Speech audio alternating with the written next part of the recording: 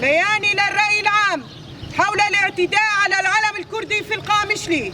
تلقينا ببالغ القلق والاستنكار ما جرى من إساءة واعتداء على العلم الكردي في مدينة القامشلي، في خطوة تمس بشكل مباشر مشاعر الشعب الكردي وكرامته، وتستهدف رمزاً من رموز هويته وتاريخه ونضاله.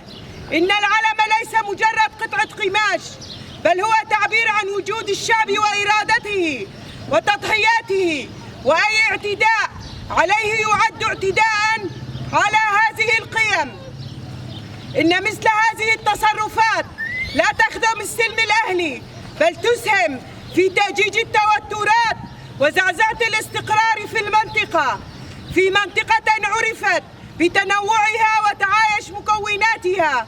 وعليه فإننا ندين بشدة هذا الفعل ونرفض كل أشكال الإساءة للرموز القومية لأي شعب، وندعو إلى فتح تحقيق مسؤول وشفاف لمحاسبة الجهات التي تقف وراء هذه الحادثة، ونؤكد على ضرورة احترام خصوصية جميع مكونات المنطقة دون تمييز.